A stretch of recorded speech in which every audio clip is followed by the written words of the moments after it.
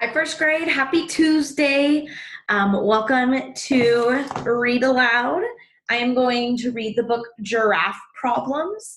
And this book is super fun and funny.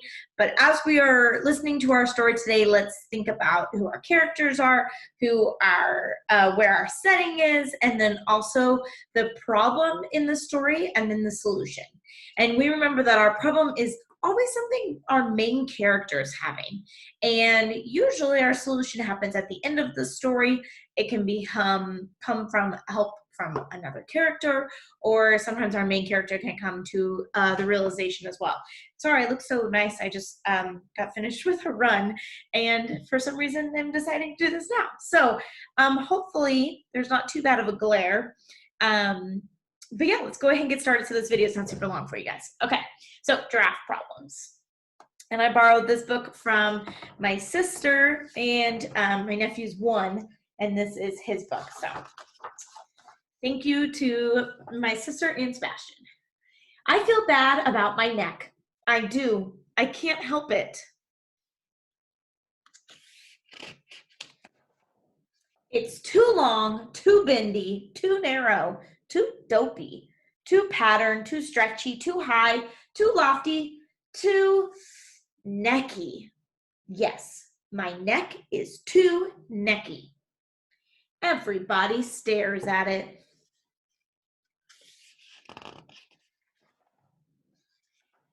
This guy, that guy, him, her, them, whatever this is, her again.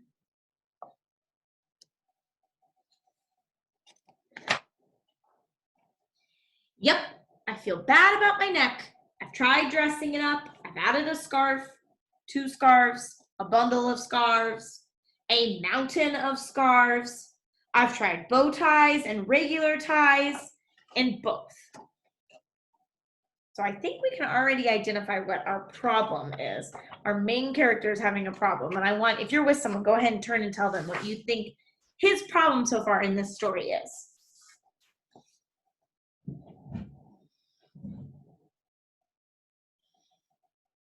Good, yeah, he just doesn't like his neck, right? It's too necky, as he said. I've tried hiding it away. I've used shrubs. I've hung it out in ditches. I've stood behind trees. I've spent time in the river.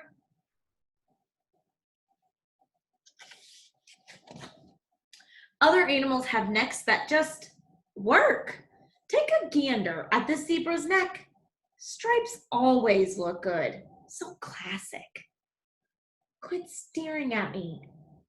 Our gaze upon this elephant's neck, strong and powerful, yet graceful. Stop talking about me.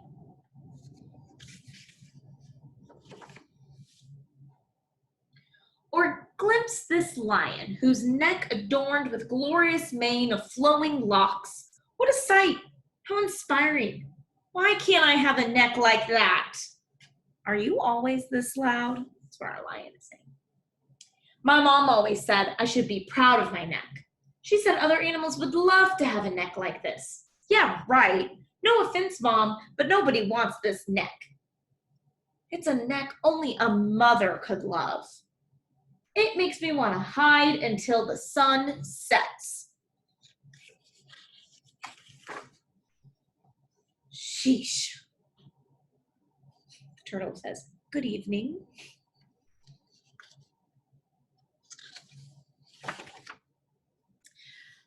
This is the turtle talking. He says, I've been admiring your neck from afar.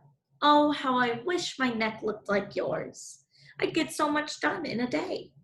Goodness, I can only imagine all the reaching and grabbing and looking around I do. I'd accomplish many of my goals, for sure.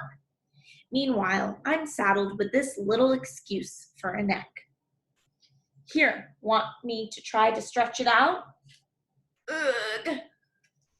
See? That's about as far as it goes. Pathetic, right? I'm basically neckless. Sigh. You feel bad about your neck too? Yep. Huh. I'm Cyrus, by the way. I'm Edward. It's lovely to meet you, Cyrus. Can I tell you something else, Edward? Of course, Cyrus. Ahem.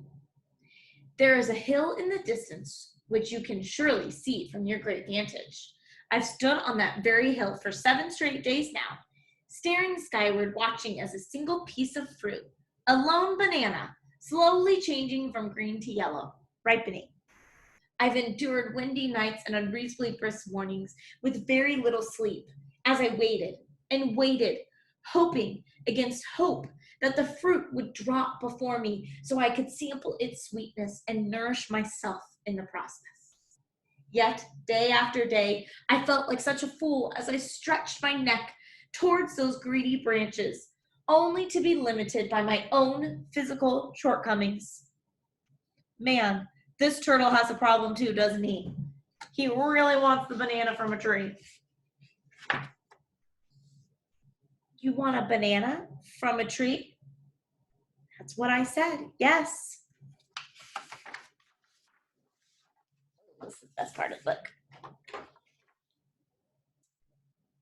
Plunk. Can't even fit it into the screen. Look at how cute he is.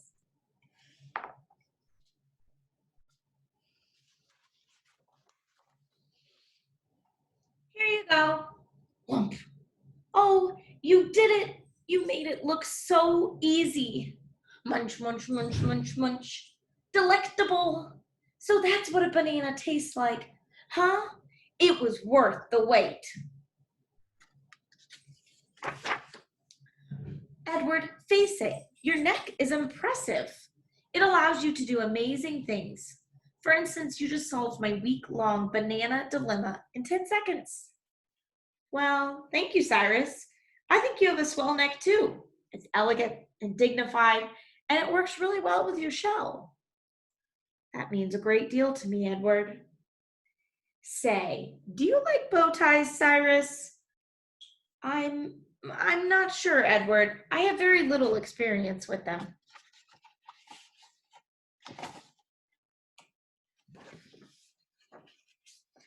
You look wonderful, Cyrus. As to you, Edward. Look at these two friends. I feel good about our necks, Edward. Thank you, Cyrus. For once, so do I. Yes, for once, so do I. Look at that. The end. Oh, on the back. Ugh. I love that story. I love that story because it makes us realize that sometimes there's things we don't like about ourselves that other people really wish they had.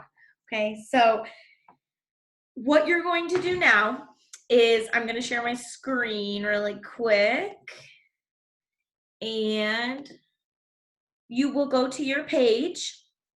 And right here, I want you to put in the characters, the setting, and then the problem and the solution. And there were kind of 2 problems in our story, but I want you to focus just on Edward's problem. Edward was our giraffe. So what was his problem that he had as a giraffe, and how did he solve it?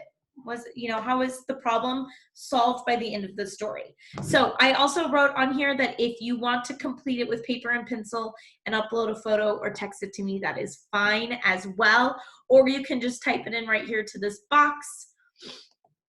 But I hope you guys enjoyed our story today. A great story I had not read to my class before. So I'm pretty excited about a new book. And I will talk to you guys later. See ya.